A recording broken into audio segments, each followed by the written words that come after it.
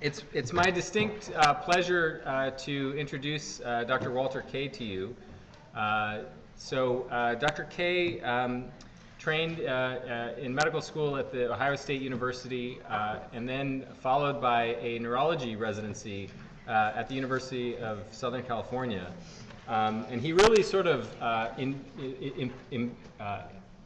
epitomizes what I think should be the future of psychiatry and neurology, because he then went and did a psychiatry residency, and so he really, at an early stage, had a really well-grounded understanding, medical understanding of both neurological systems that are relevant for patient care. Following his residency training, which was in psychiatry at UCLA, which is my alma mater and the alma mater of several other individuals in the room, he then went to the National Institute of Mental Health for about 7 years, conducting some pioneering clinical research and neuroimaging studies of eating disorders. Moved to the University of Pittsburgh, was there for about 20 years before he moved to UC San Diego, where he has been and has really established a groundbreaking research group, as well as a eating disorder treatment center that I think should probably be the model for any kind of academic treatment happening for eating disorders, and maybe eating disorders programs in general around the U.S. It's a thriving program that I had the opportunity to go visit last year, because Walt has kindly served as a co-mentor for me on my Kaye Award and also on my COBRA grant. My initial interaction with Walt's work happened when I was a psychiatry resident, when I was trying to, I knew I was interested in interoception and I was interested in eating disorders, but I didn't really know how they impacted the brain, and I came across a review in Nature Reviews Neuroscience that Walt had written that was also co-authored actually with Martin, so it's really, really cool. But it really illuminated my understanding of how to conceptualize and approach this really, really thorny topic. In terms of his, numerically his accomplishments, he's published over 300 papers, the vast majority on the topic of eating disorders, and I imagine he'll give us a small sampling of some of the findings that he has generated over the course of his career.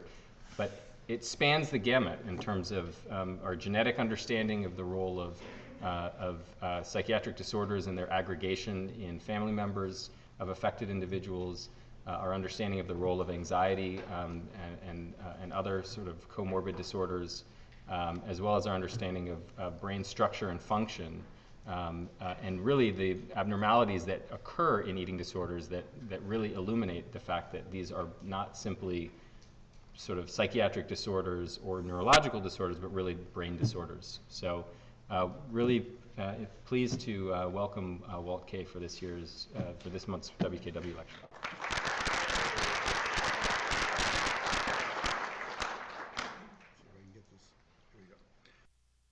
You okay? All right, great. Yeah, well, I'm delighted to be here and be invited. I've actually made several trips here to Tulsa over the years, so I've had a relationship on various kinds of levels. And I know you have a great clinical program, and also you're really fortunate to have Martin Paulus here. I think Martin is not only one of the brightest people in the field, he's actually very much influenced a lot of the work that you're going to hear today. Through some collaborations and through his writing, and also Sahib, and so it's nice to be here with friends and and colleagues. So let me go ahead and get started. So very briefly, I'm going to talk a bit about reward and anxiety inhibition, an overview, talk about the physiology of eating behavior in general, what we're learning about the neurobiology of eating behavior in anorexia, and some treatment implications. So you're probably aware that this is a disorder, and in some ways we lag behind other fields of psychiatry in really understanding neurocircuitry that's involved. And one of the questions, of course, that gets raised is this really a disturbance of eating behavior, or is there eating behavior that's secondary to many other kind of hypothesized kind of contributing kind of factors? And it really kind of depends on who you talk to. There's a lot of differences of opinion in the field about this, and very relatively little data. And I'll talk a little bit about why it's so hard to kind of gather data. But this is a disorder that has its onset, pretty narrow range, relatively homogeneous disorder, occurs mostly in girls, onset, adolescence, around puberty. Probably about 1% of women have some type of anorexia, and they develop severe restricted eating and emaciation. No surprise to you. And of course, they have body image distortions and fear of being fat, and that's been thought to be a very powerful contribution to the restricted eating. As a group, this tends to be people who are anxious, risk avoidant, perfectionistic, obsessive. Not everybody, but most people have some of these symptoms. Tend to be oversensitive to mistakes, loss, criticism, change, uncertainty, novelty. Most of them relentlessly over-exercise. And so the reason I've highlighted denial and resistance to treatment and lack of insight and a lot of restricted eating is whatever the other symptoms are with anorexia, if you're running a clinical treatment program, these are the really two big issues that you really have to deal with, is getting people with anorexia to eat and maintain their weight, and the fact that they really don't want to do this. As opposed to other psychiatric disorders where people come in and they feel miserable and they want help, people with anorexia may feel miserable, but often they don't see themselves as having a problem. They don't want to gain weight. If you get them to gain weight, they feel like you've ruined their life. You're not on the same team. And that makes it really hard, and that's one of the reasons why this has been such a chronic and deadly disorder. And so it's really important to try and understand, the physiology behind these kind of, constructs and come up with better approaches. So we don't have any proven treatments that reverse any kind of the core symptoms of anorexia. We've gotten better at getting people to eat and gain weight through family-based treatment, but it doesn't, cure the disorder. And what happens to people with anorexia? Well, over the long term, and that can be 5 to 10 years, eventually about 50% of the people will recover. About 30% will have, partial recovery, and somewhere between 5 to 10% or so, will actually die of this. It's a very high death rate. So, we've had a new understanding of eating disorders over the last several decades. This is disorders that run in families, and studies now are suggesting that there's a high heritability for eating disorders. 50 to 80% of the vulnerability is heritable, although actually finding genes has been a challenge, like with other psychiatric disorders. And what do genes cause? Well, there's no evidence at this point that we have found a gene or set of genes that cause an eating disorder. My guess is that they really create certain vulnerabilities that make people at risk for developing an eating disorder. But it does say that there's a powerful neurobiology that contributes to the risk for developing an eating disorder. So, think of it this way. Lots of people in this culture diet. Relatively few people end up with anorexia nervosa. There must be some risks that make people, develop this. And, people with anorexia are people that can eat, hundreds of calories a day, every day, for years at a time. And I would challenge anybody in this room that doesn't have an eating disorder to eat 500 calories a day for the next 5 years. You can't do it. The homeostatic mechanisms that exist in animals and humans make it very hard for people to diet. So what are some of these traits? Well, if you sit down and you ask a group of kids or people with anorexia and their parents what they were like as children before they developed anorexia, what you'll hear is that, now not everybody has all these symptoms, but people tend to have one or more in different kind of patterns. They tend to be, as children, a group of people that are perfectionistic, they're achievement oriented, they want to get all A's, they're obsessional, but it tends to be kind of exactness and symmetry. They are sensitive to criticism and punishment and mistakes as children. They're anxious, they worry about what might happen. They tend to be harm or risk avoidance. They have difficulty with change, uncertainty, novelty, social situations. They can be inflexible or rule-bound, and some of them can be actually impulsive and overreactive and emotional too. But so these are risk factors. Now, just to give you a little bit of data, this is a series of studies that ask the question, people, it's not unusual that people have a lifetime history of AD, which is anxiety disorder here. So it's somewhere between, what, 60 to 80% in a series of studies that were done in New Zealand, in France, in the United States, different continents. And very similar kind of data. But if you ask the question, what came first, the anxiety disorder or the eating disorder, what you see is about 60% of the time the anxiety disorder came first in childhood. And you know, our sample was large enough to actually ask the question of what anxiety disorders, and about a quarter of the time this is childhood OCD, and about 13% of the time is social phobia. But a lot of these kids have these traits, and they have a temperament. It's not, you know, people wouldn't consider it to be pathologic. In fact, they tend to be compliant, good little kids for the most part. Another study where we had a large enough sample is to ask the question, if you have a history of being ill with the eating disorder, or you recover from an eating disorder, and you have a lifetime anxiety disorder diagnosis, or you don't, you know, what happens to you after you recover? And so we looked at this group of people who have recovered from an eating disorder and never had a lifetime anxiety disorder. And what we find is, even after recovery, this is a group of people that tends to be mild to moderately anxious and harm avoidant. Harm avoidant is a construct that involves anxiety and inhibition and flexibility. So these are traits that seem to persist in people even after they recover. And of course, when they're ill, these symptoms are much worse. So, you know, the literature together would suggest that people with anorexia, you know, have decreased reward and motivation, that they underconsume food, don't take drugs, you know, or, you know, save money. They have diminished reward sensitivity, and I'll talk a little bit about the complexity of that later. And of course, you know, have this denial, lack of motivation for treatment.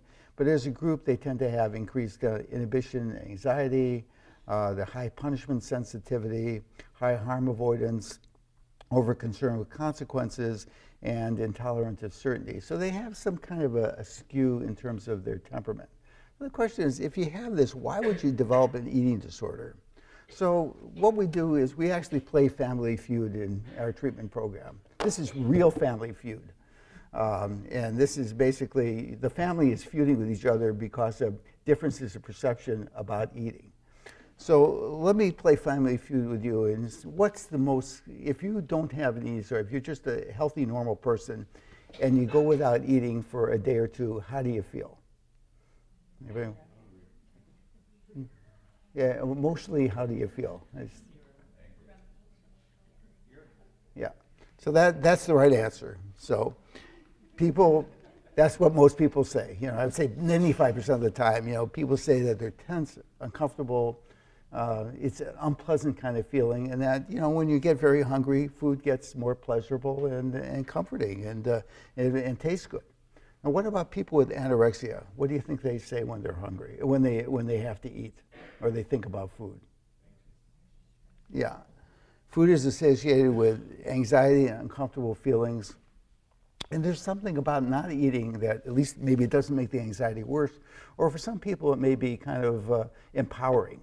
And this is really kind of very interesting. But, you know, so you have this family that really is struggling and fighting with each other because the parents really expect their kids with anorexia to feel the way they do, and they don't understand why they're not eating. And the kids with anorexia aren't eating because it's really something very uncomfortable about eating behavior. And of course, you know, also they're obsessed with food at the same time. They have a lot of perceptual distortions about food. They try and eat low-calorie kind of meals. So, you know, this is really set up for a conflict. And what family-based treatment does is it helps families learn to kind of understand and better manage their kids at home, but it doesn't cure this.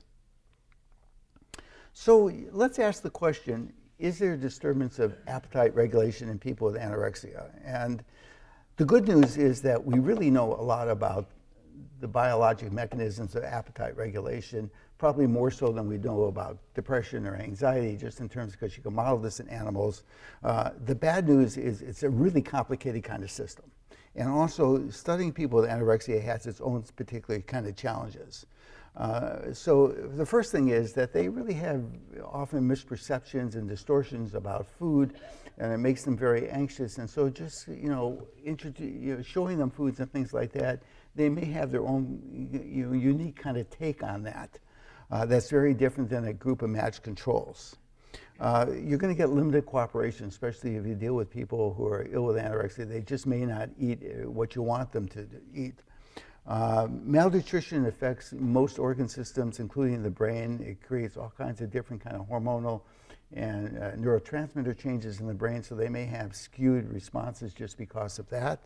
And people with anorexia, when they're eating, they may be malnourished. They may be eating 10 calories a kilogram a day. When you get them up to, to get to a healthy body weight, they can be eating sometimes 10 times that much. And healthy women eat about 30 calories per kilogram a day. So there's this extreme change in metabolic state that can be going on just depending on when you study them.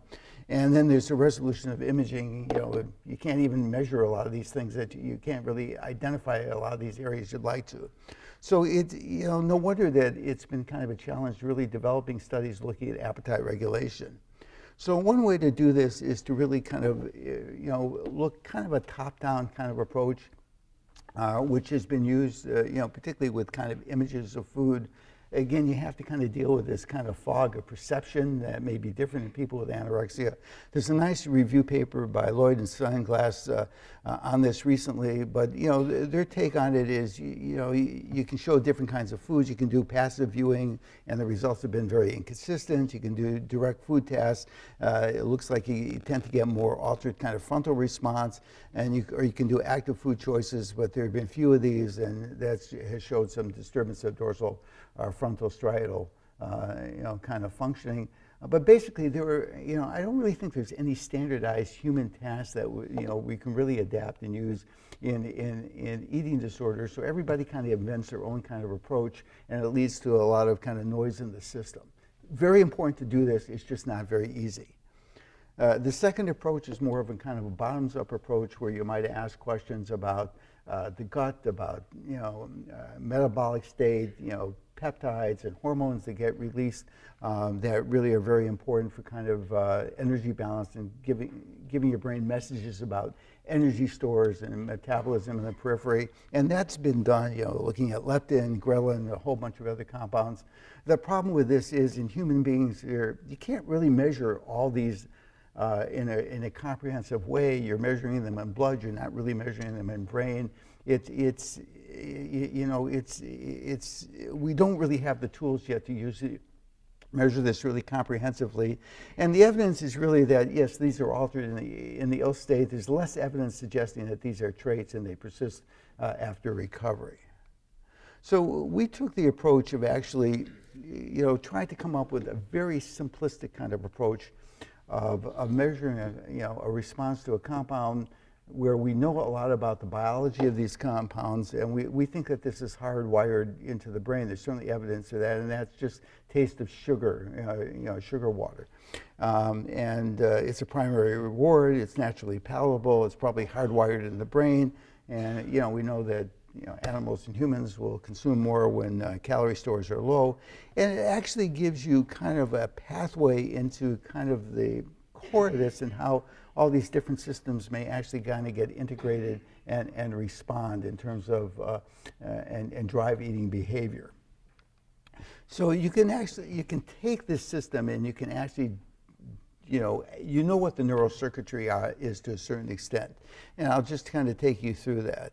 So when you taste sugar, there are sweet taste receptors in the tongue. That sugar molecule just simply fits into that receptor, sends a signal down through the brainstem and the thalamus into the insula, and basically where there's a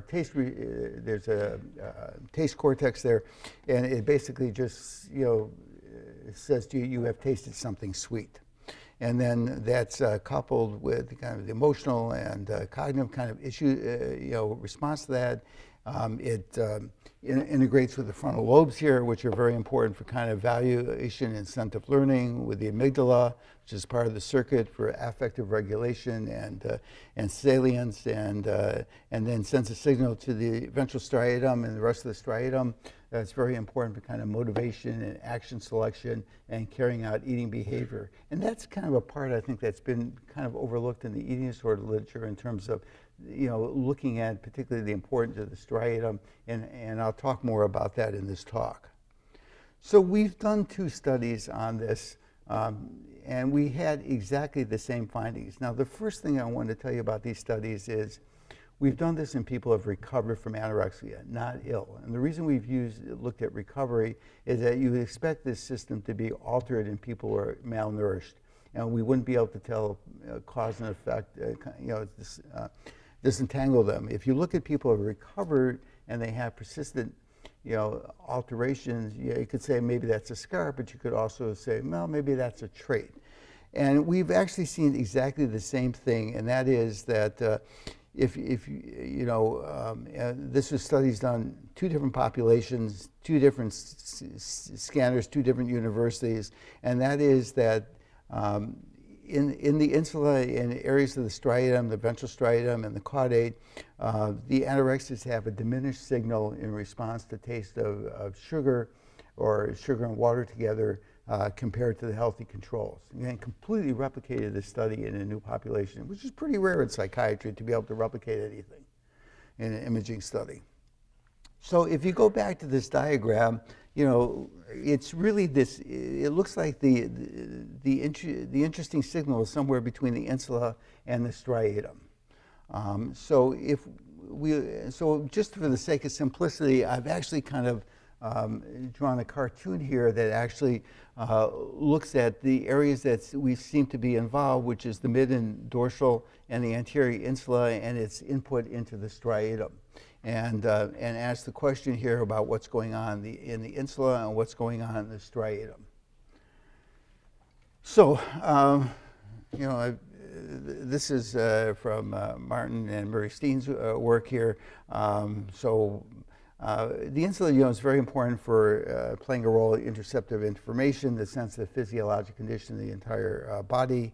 It's a part of the brain that makes you aware, self-aware of internal body states, not just taste, but also temperature, touch, visceral sensations, and things, air hunger and things like that. Very important for kind of computing hunger and satiety.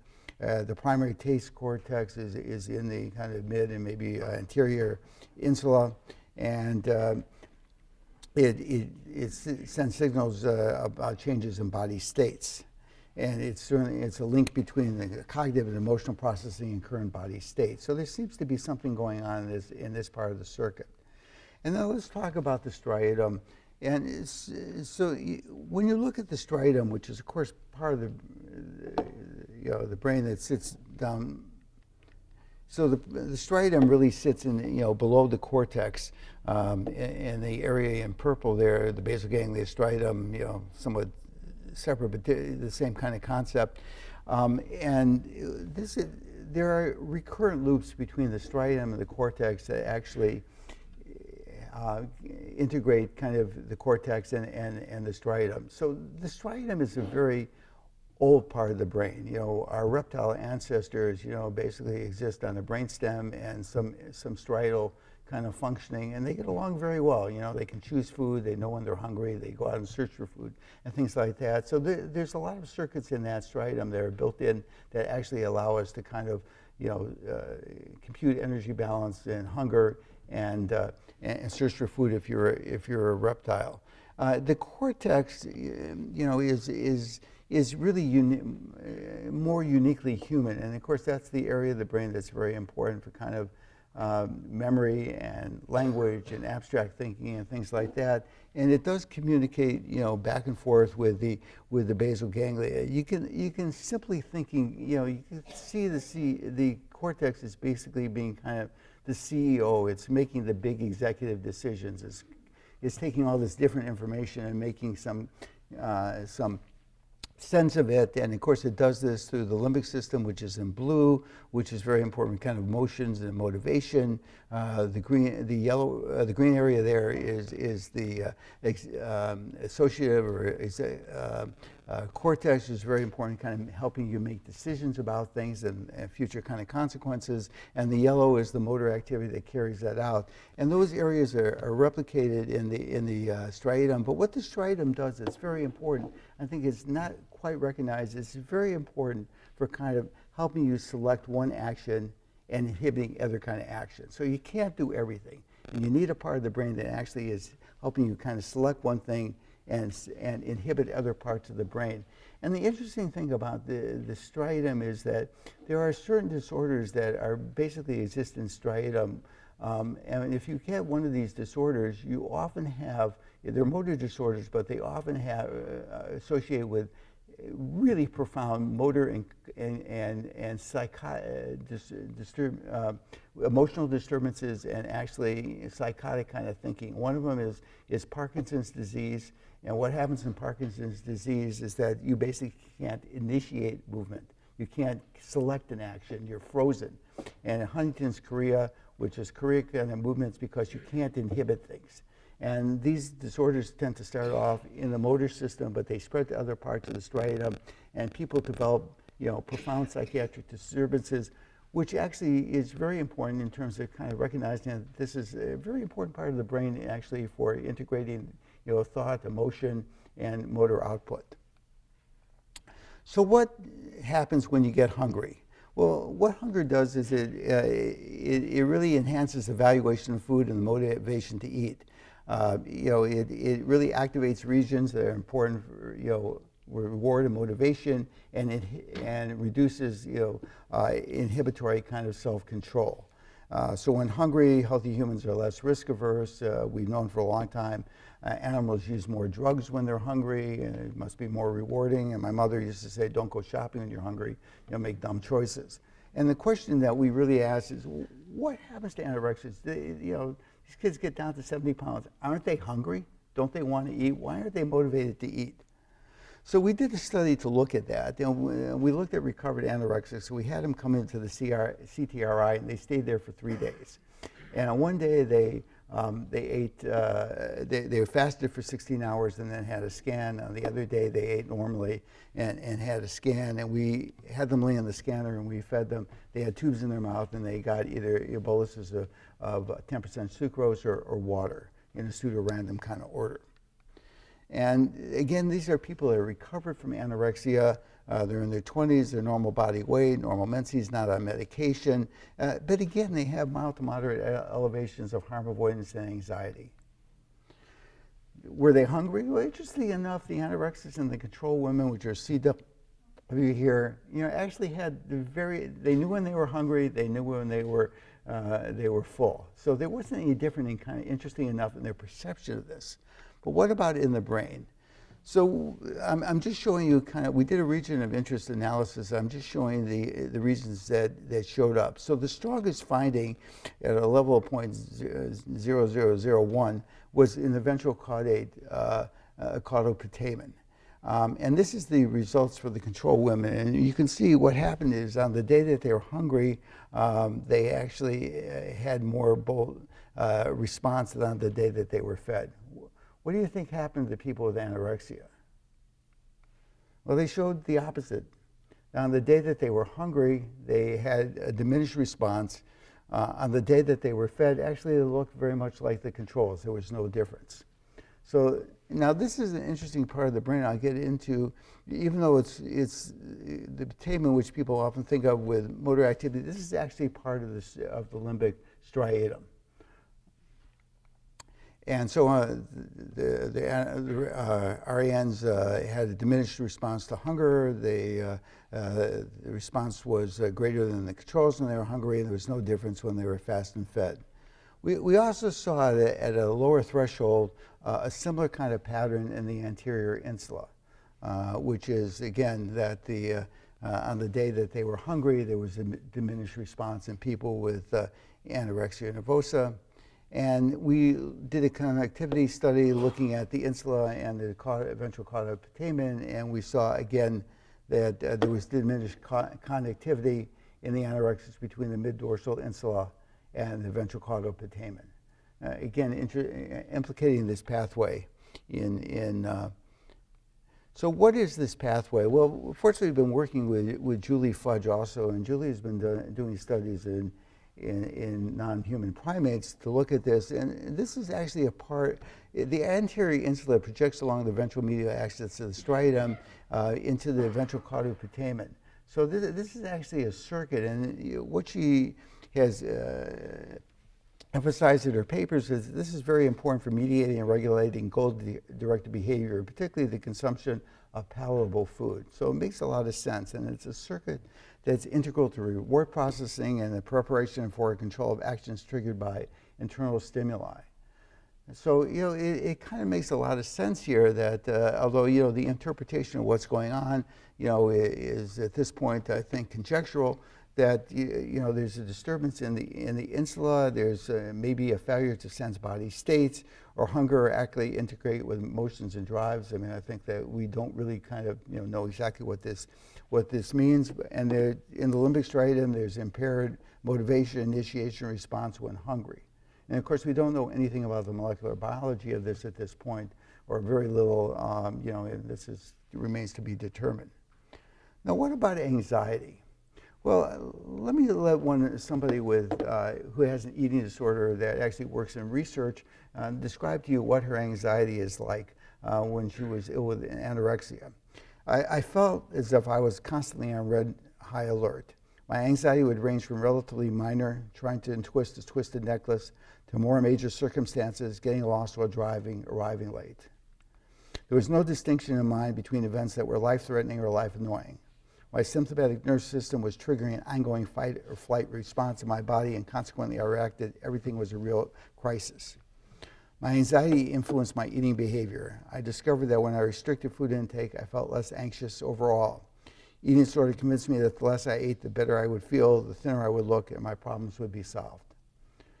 So the reason I bring this up is that we actually have seen very strong signals between anxiety and harm avoidance, and actually the dorsal caudate in people with anorexia. So in this study, what we found is that the more harm avoidant, which is, again, inhibition and anxiety and inflexibility, that people were, the more diminished the signal was in the dorsal caudate. And of course, what the striatum is, it's a feed-forward kind of circuit where, the limbic circuit regarding emotions and reward informs the cognitive kind of circuit about, which makes decisions about consequences, and the motor system carries out some kind of action. So this is in this pathway, there seems to be some effect of anxiety on inhibiting, the processing of the signal. Have we seen this before? Yes, over and over again.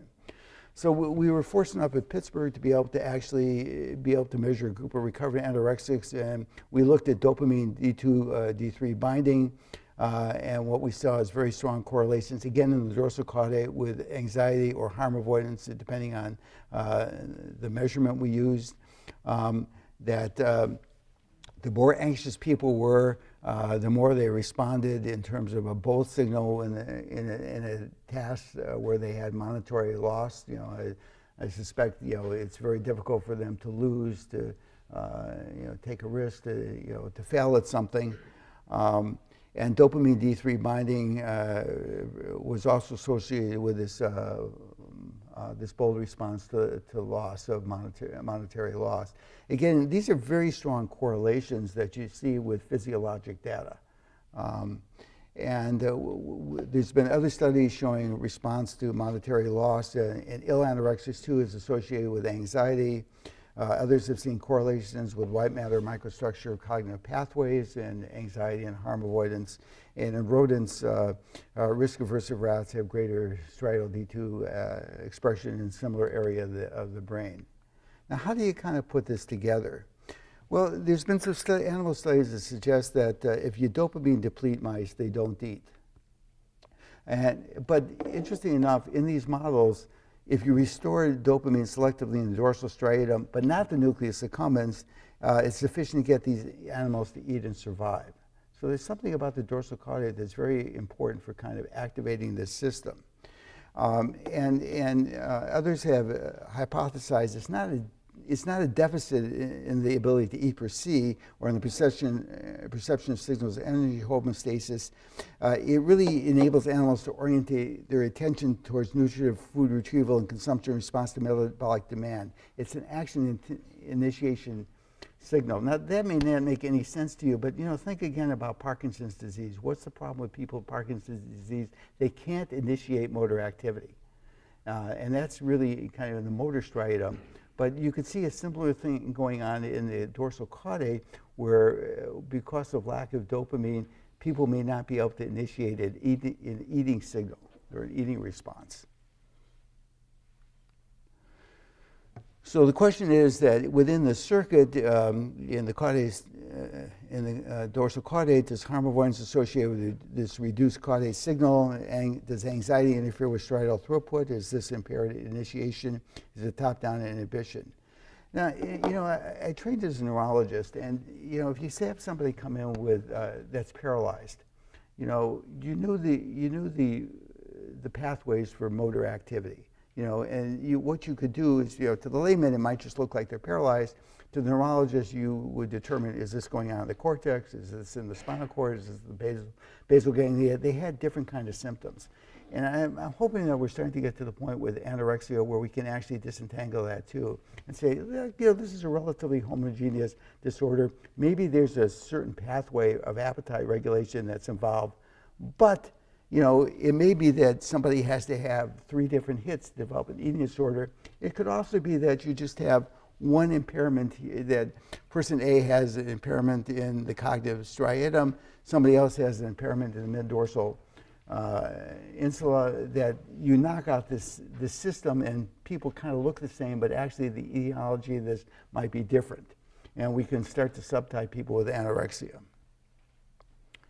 So is there other data suggesting there's an abnormal insulostriatal function anorexia? Actually, there's a lot in the last 5 years. Some of the data has been generated here in terms of disturbances or interoceptive experiences in the mid-insula with stomach sensations, breathing, and touch.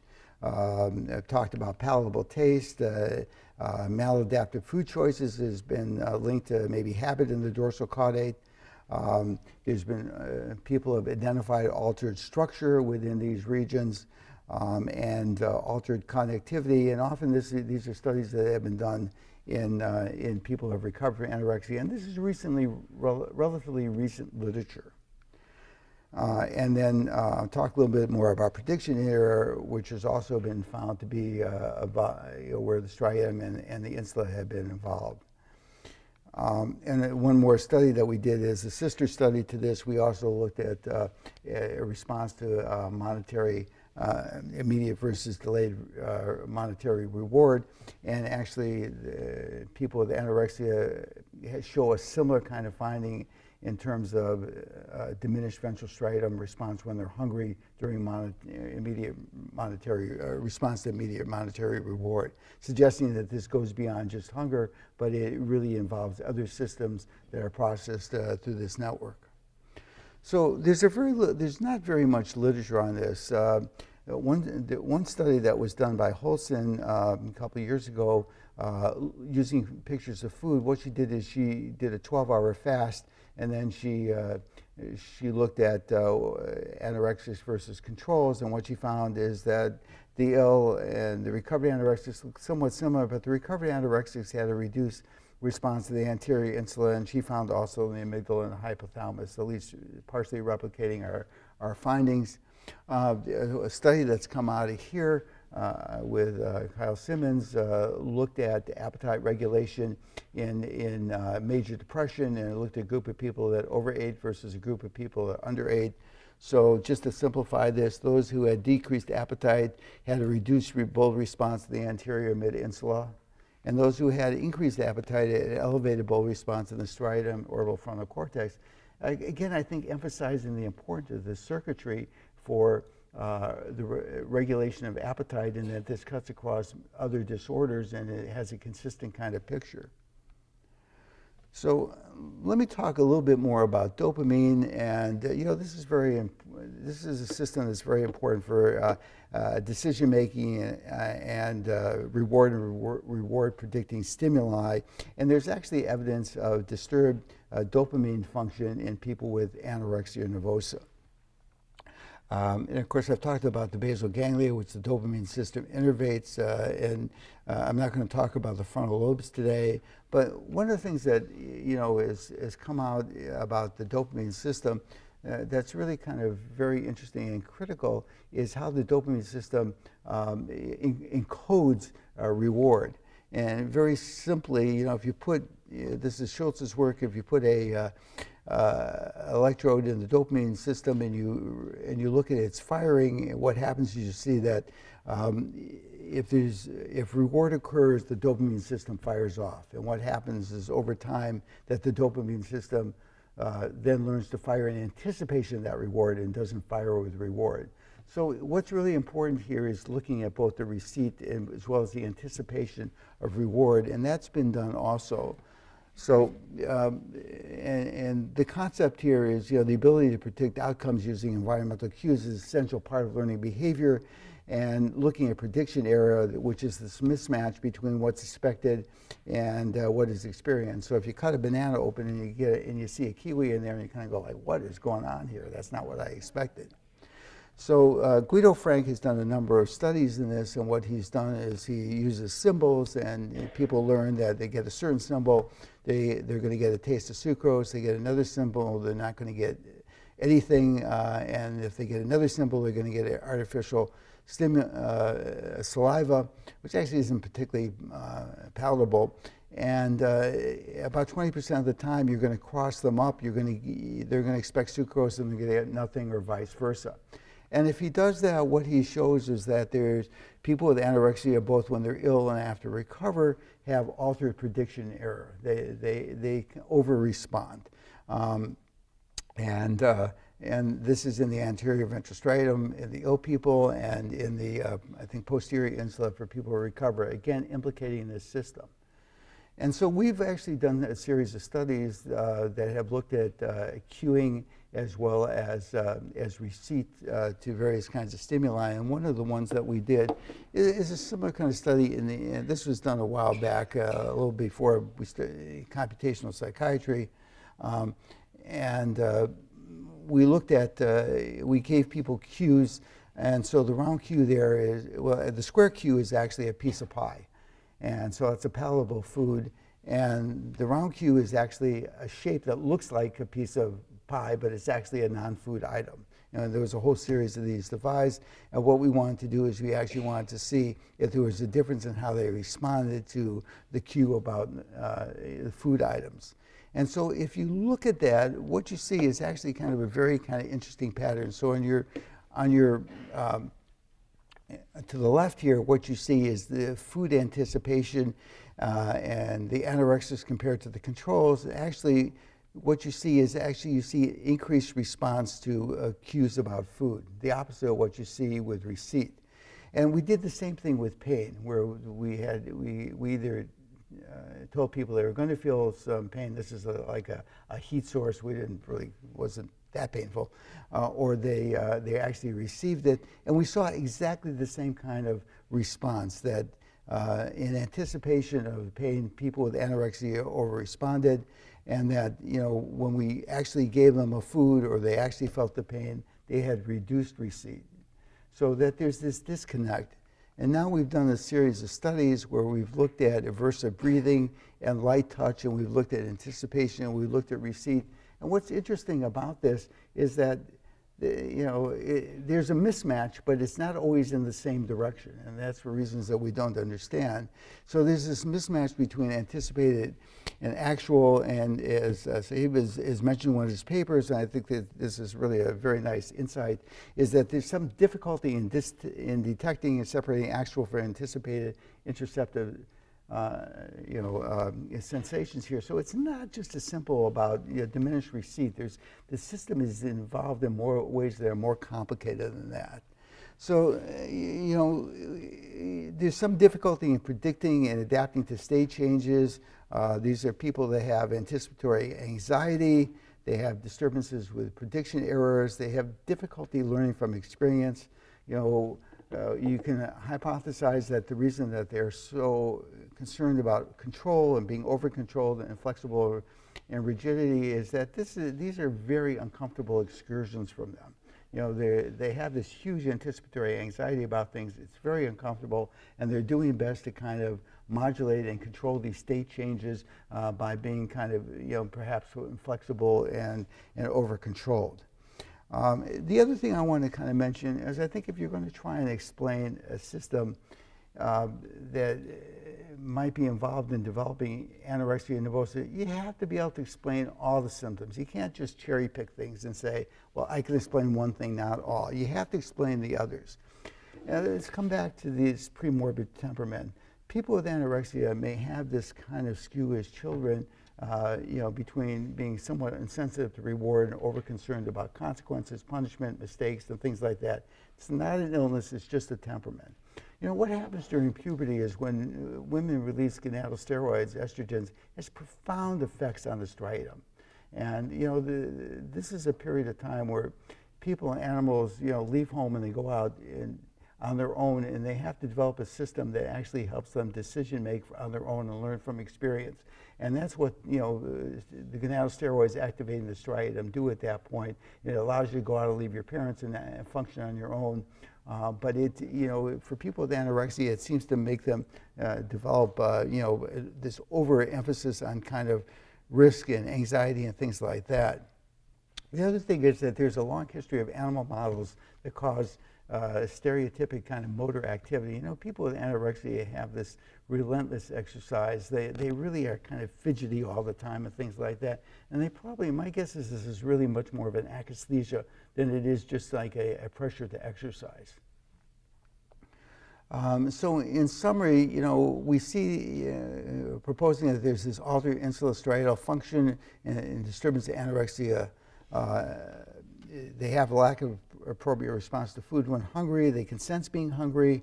They're obsessed with food. They're maybe lower down signals are getting through and telling them they actually are hungry, but they can't translate this into initiation and motivation to eat.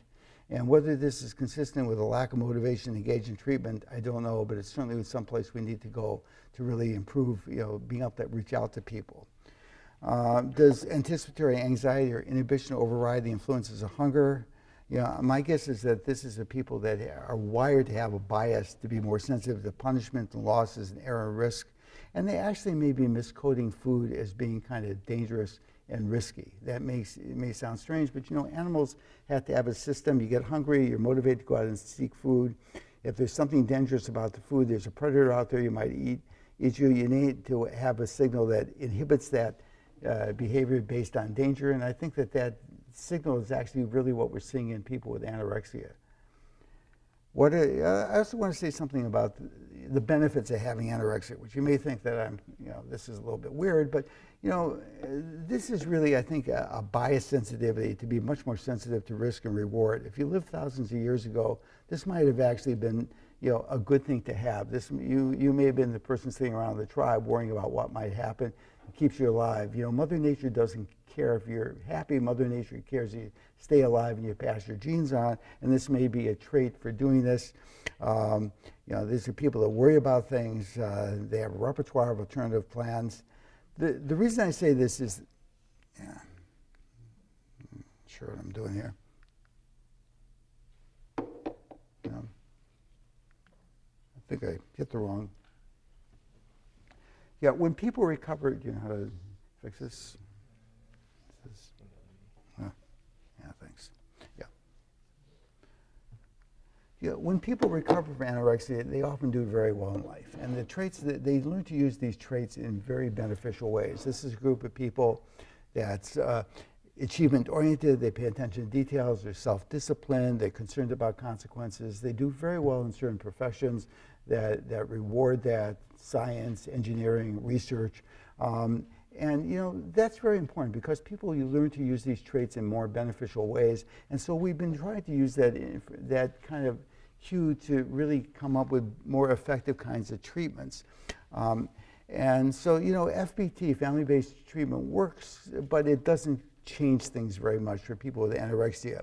We don't think that we can change temperament, but we actually think that we can develop skills that people can learn to use their temperament, to identify their temperament and use them in more constructive ways.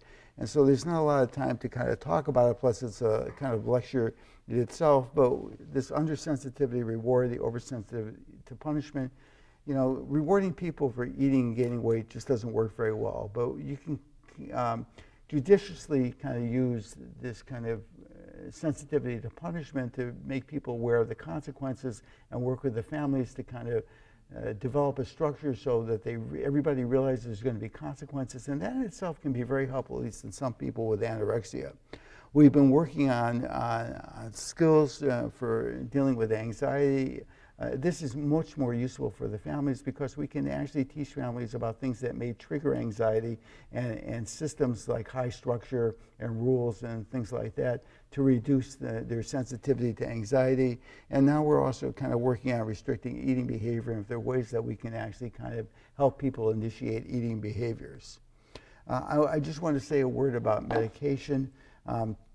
The dorsal caudate, the ventral caudate putamen is interesting. It's got actually the highest population of D2 receptors in the striatum, and so that's actually kind of has generated some interest in us and others to actually look at medications like aripiprazole that have more specific D2 kind of activity in people with anorexia.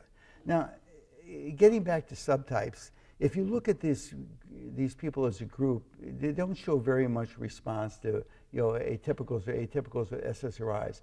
But if you look at them, there are subgroups of people out there, you know, maybe about 20–25%, they actually have a very good response to these medications. And most people have a partial response or no response. And it actually kind of, I think, we need to have a better way to kind of start to look at these people and realize that we're probably dealing with subgroups of people with anorexia, and some people are going to respond to medication because of whatever their inherent circuitry is. Other people aren't going to respond to these medications. So I just want to end here by just kind of highlighting people who have really done the major lifting here, Amanda Grieth, Laura Berner, Christine Weinrega, and also thank Martin and Julie Fudge for, you know, their support and help over the years and helping kind of develop the basic science and the neuroanatomy of this disturbance. So thanks very much. Yeah.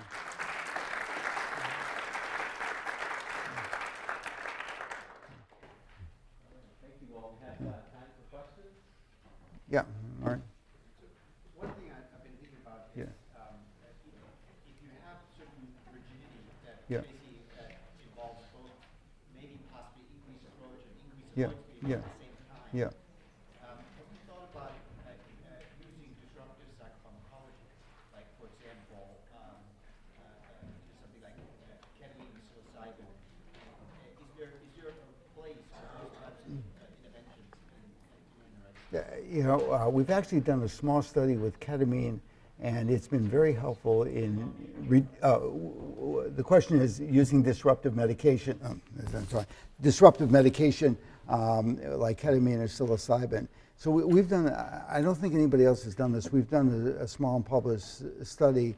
It seems to be useful in terms of chronic depression, doesn't seem to touch the eating disorder symptoms as much. I know there's interest in psilocybin, and you know, I know there's several, at least one foundation that's probably gearing up to do a study in people with anorexia, whether they actually get people to anorexia to take a hallucinogen is another question, but I think it's certainly from a basic science standpoint, it actually makes a lot of sense given what we know about their serotonin receptors. Yes.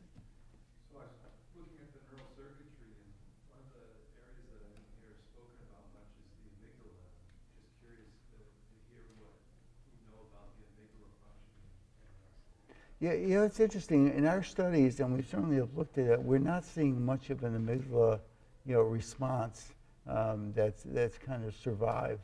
So I was kind of surprised too. I thought that it actually might be. We actually have seen more of an amygdala response in the bulimics that, and that actually, if I remember correctly, what happens to the amygdala is, in this fast-fed study, is that there isn't the difference between hunger and satiety, so that they're actually not be able to maybe code the emotionality of that. Yes. Looking at striatal response, especially reward response, Yeah. especially containment. So oftentimes it's based on past experience. So thoughts on past trauma versus just brains which are stress sensitive, or sort of what causes that over time based on preliminary circuitry or how it's affected by their experience over time. I think this is, the question is, how much of this is due to kind of past experience and learning and things like that. I think that that's very kind of an open kind of question. First of all, there's not easy studies to do, and I'm not quite sure we're there at this point. I mean, my sense is, what we're trying to do is at least understand what the circuitry is, and then the next step will be to kind of disentangle the molecular biology from the, social and childhood events that may be contributory, it may be a very mixed group of people. That some people may have hardwired biology, some people may have horrible stress. I think that's going to be more complicated. Yes. If you were able to give them visual exercise cues in the scanner, since they have the lack of motivational response to food, but they tend to have an over-motivational response to exercise, do you think that those are different parts of the striatum, or a different brain response to those different cues, or is there something else you think they're doing? Yeah, that's a good question. I'm not sure I have an answer. Do you want to say something about this, because this is an area that you're interested in? Just. Yeah, I mean, I don't have probably an answer based on the literature for exercise. I mean, it would probably elicit more of an approach-like reaction for exercise versus avoidance. But I don't,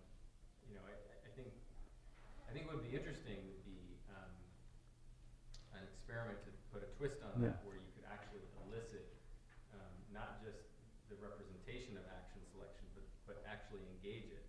So if you could actually be in a scanner where you could press a button to then either receive a reward, or primary reward like food, versus you might actually then be able to engage in some exercise behavior, which can also be rewarding.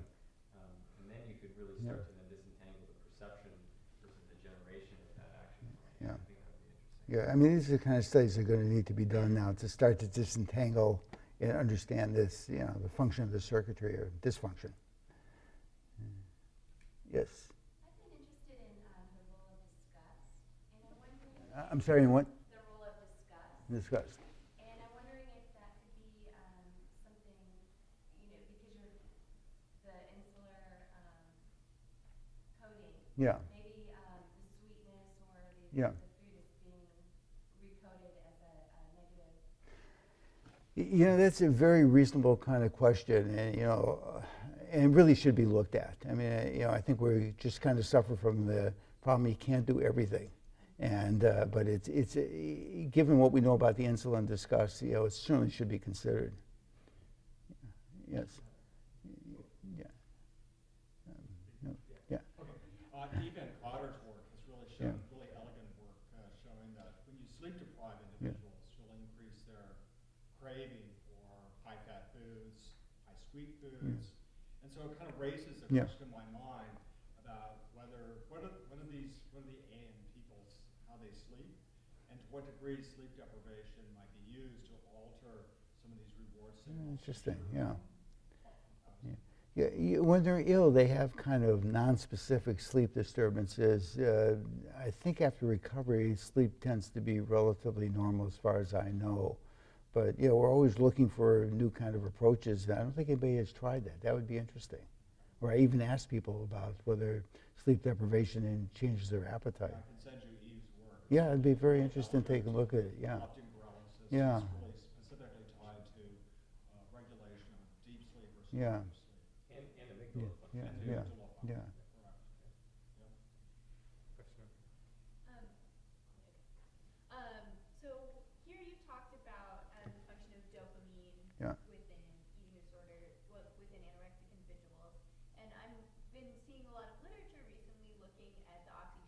system function in individuals and providing oxytocin as a treatment. And I was wondering what your thoughts are on this.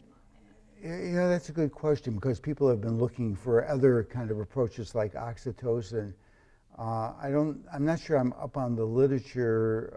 I don't know if the effects have been very particularly powerful in eating disorders. It's certainly, you know, probably worth a try, but, you know, it's, or unless there's been a recent article I haven't seen that shows a stronger effect.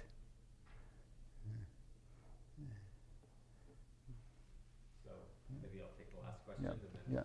So the fast-fed experiment was really interesting because you're taking people who are in the recovered state, and then you're bringing them, and they're fasting for 16 hours, which would be considered in an outpatient setting sort of counter-therapeutic, right? And so I'm curious what your thoughts are about how that engages sort of striatal and insular circuitry, how that might maybe differently engage that circuitry from, say, what happens, you know, 3 times a day when somebody's adhering to a meal plan where they just have regular eating intervals. And do you think that sort of what you were seeing was sort of real, I mean, like what you've talked about, the elicitation of the illness scar, that's potentially sort of triggering or revealing the pre-existing deficit, or do you think that kind of abnormal striatal and insular response really is actually just sort of part and parcel of what happens 3 times a day or every time these patients anticipate the receipt of food or the receipt of other kind of palatable? Yeah, I don't know if I can answer the question, but, you know, one of the things that we've talked to the recovered anorexics about, well, if they have this disturbance, how are they kind of able to eat and maintain their weight? And, you know, what a lot of them will tell you is that, you know they they really can't regulate this very well, and they eat the same thing every day.